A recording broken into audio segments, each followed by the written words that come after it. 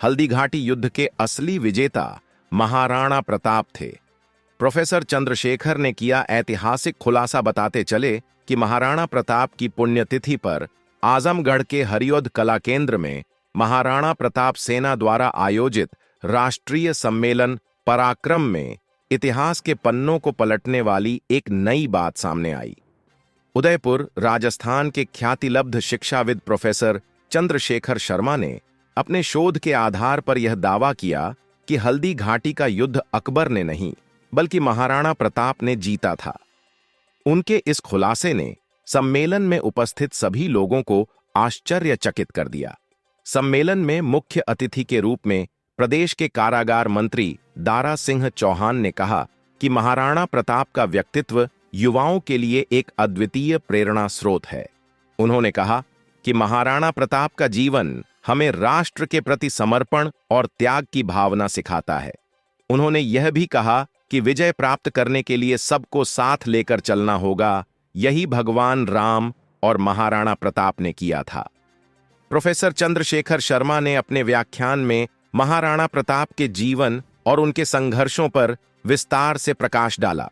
उन्होंने कहा कि महाराणा प्रताप एक ऐसे योद्धा थे जिन्होंने वनवासियों के साथ जीवन बिताकर उनका दिल जीत लिया था।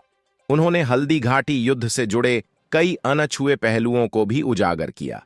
विशिष्ट अतिथि विधान परिषद सदस्य डॉक्टर देवेंद्र प्रताप सिंह ने कहा कि महाराणा प्रताप ने देश प्रेम और राष्ट्रीय स्वाभिमान के लिए संघर्ष किया।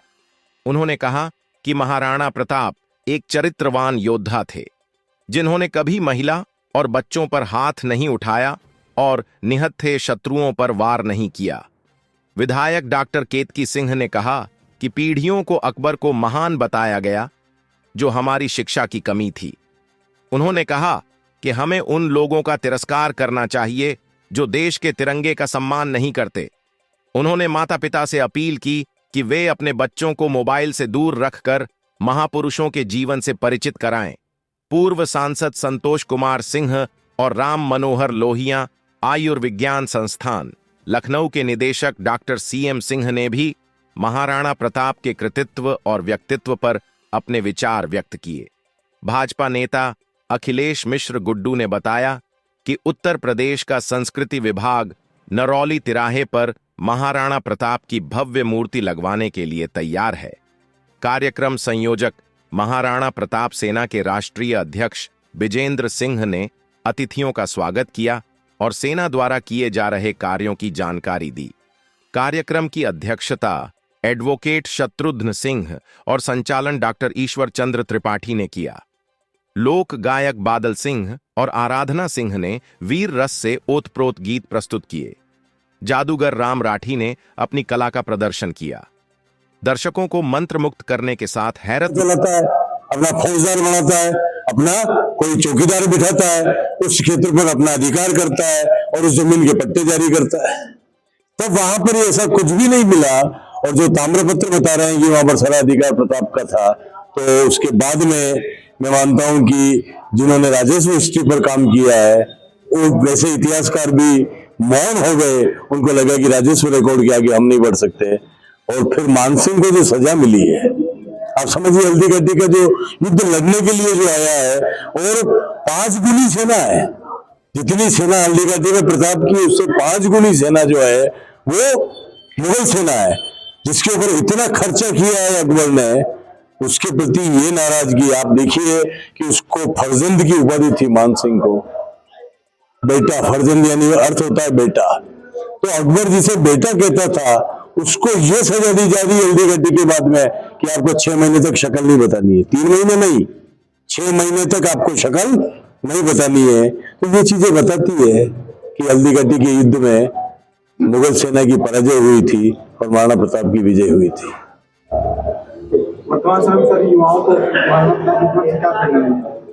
देखिए, मेरी सबसे बड़ी जो प्रेरणा है वो ये है कि हम आज भी इस तलाश में रहते हैं कि हम जीरो बन के किसी के पीछे लग जाएं।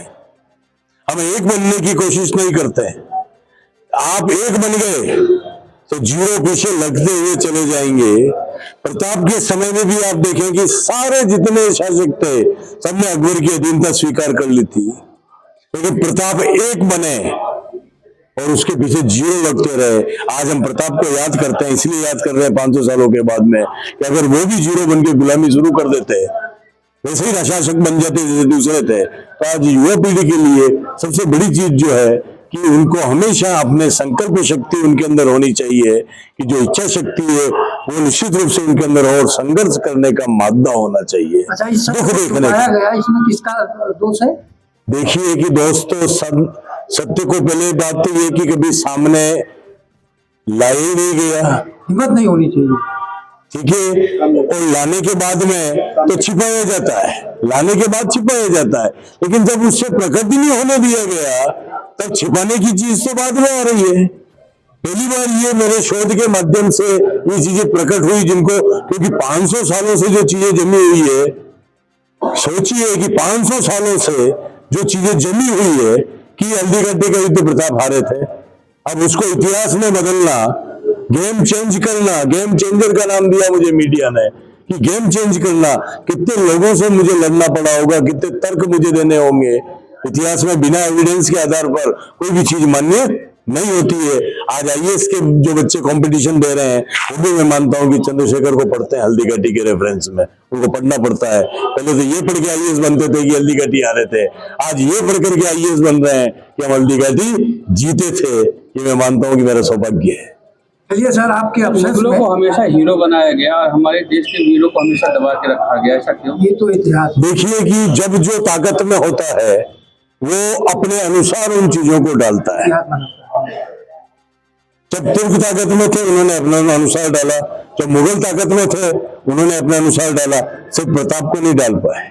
एक अरावली ऐसी चट्टान थी जो साम्राज्यवाद की आंधी के सामने खड़ी हो गई। साम्राज्यवाद की आंधी थी, अल्लाह अकबर कहना होगा, अल्लाह उपनिषद का निर्माण कराया था। प्रताप को डाउन करने के लिए 1580 में आप देखिए कि अल्लाह उपनिषद लिखवाई जाती है अकबर के द्वारा। आज मुझे समय कम मिला, मुझे वो पक्ष उद्घाटित करने थे कि भविष्य पुराण के अंदर अपना रेफरेंस जुड़वाया ताकि यहाँ की जनता मुझे शासक मान लेगी। भविष्य पुराण में मेरा नाम आ जाएगा तो यहाँ की जनता जो है सरेंडर है पुराणों के सामने। उपनिषद नाम से अगर कोई ग्रंथ आ गया तो मुझे यहाँ पर स्वीकार कर लिया जाएगा।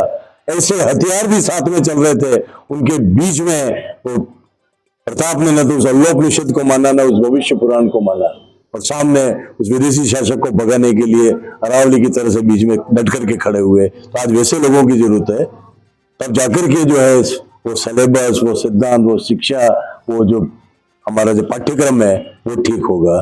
बदलना तो तब तक ये पढ़ाई देता रहेगा, ऐसे ही चलेगा।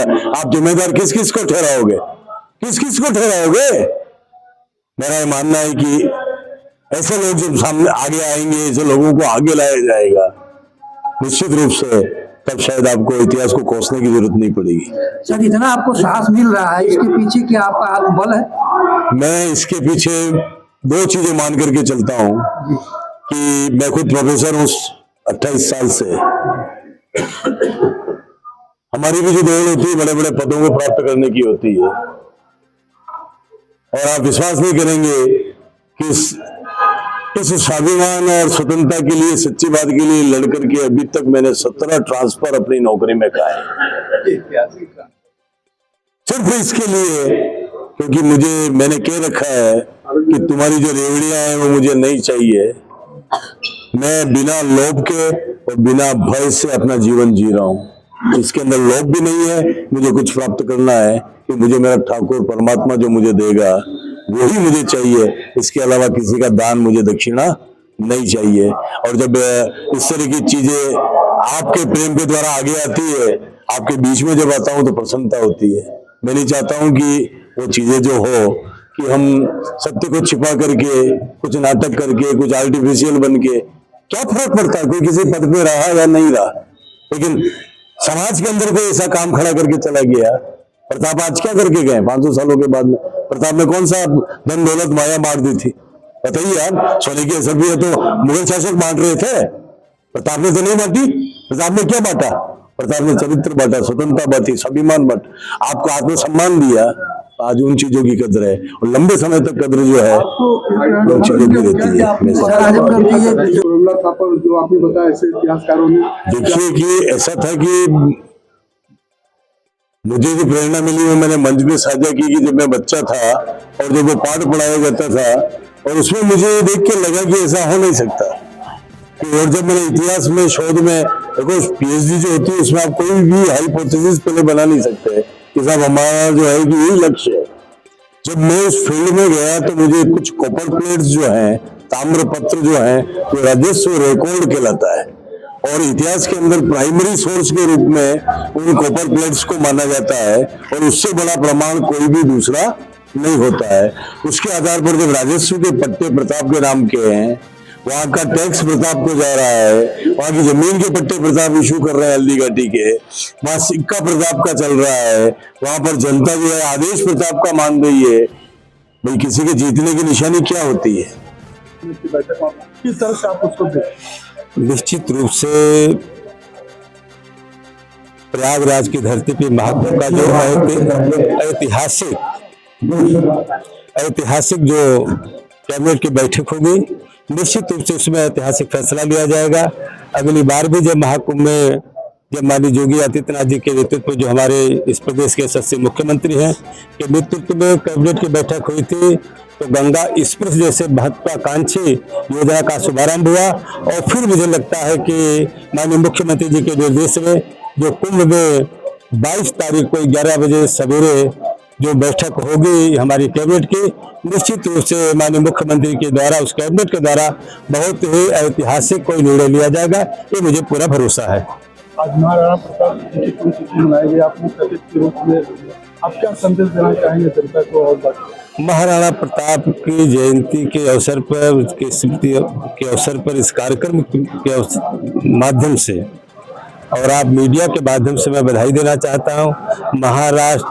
महाराणा प्रताप सेना के राष्ट्रीय अध्यक्ष जो हैं भाई विजय सिंह जी और उनकी पूरी टीम को बधाई देना चाहता हूँ कि जिस तरीके से हम लोग बचपन से पढ़ते आए हैं महाराणा प्रताप और उनके चेतक के बारे में कि रणबीर चौकड़ी भर भर कर चेतक बन गया निराला था, राणा प्रताप के घोड़े से पड़ गया हवा का पाला था, उसकी याद आ रही।